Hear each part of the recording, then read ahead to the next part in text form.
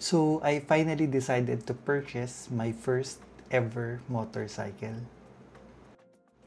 Nag-decide ako na bumili ng first ever motorcycle ko at ang napili ko ay ang Honda ADV 160. Nag-commute na tayo papunta sa dealership since wala pa naman tayo sasakyan, and sa Rizal AutoZone tayo pumunta. Along Santa Rosa, Tagaytay Road lang ito located. And since cash naman natin makukuha sa kasa yung motor, nilabas na nila yung motor habang nag-fill out ako ng forms at nagbabayad.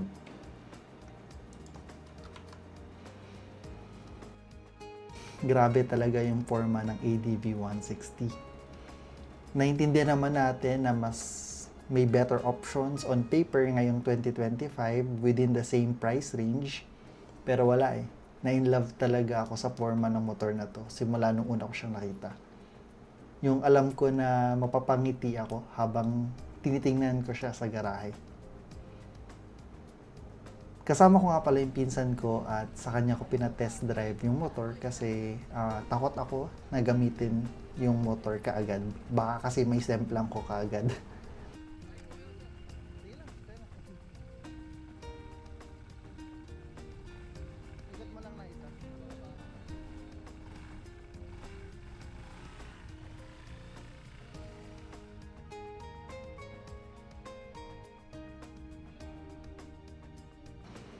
And after ma-test drive, nagpagas muna tayo kasi konti lang yung provided ni Kasa. Basically, para ma-activate lang yung motor. And based sa specifications ng motor, 8.1 liters yung fuel capacity ng ADV 160. Sa first full tank natin, nagbayad tayo ng 512 pesos para sa 7.6 liters ng premium na gas sa Shell. Tinuloy na din natin ang biyahe papuntang Optimum Impressions sa Phase 1 ng San Lorenzo Subdivision para magpa-ceramic coating ng motor. Gusto kasi natin na after immediately pagkakuha natin ng motor, mapa-ceramic coating na agad natin siya. Until 7 PM lang talaga yung operating hours. Pero nung dumating tayo ng 6 PM sa shop nila, buti na lang tinanggap pa din yung gawa. Though nag-message naman tayo sa kanila beforehand. Nalaman nga pala natin yung shop na ito kay Newbie Rides na content creator.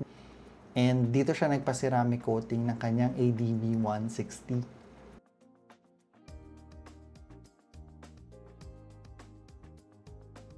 Ibinyahe na ulit ng aking pinsan ang motor pauwi ng bahay at ito na siya sa aming garahe.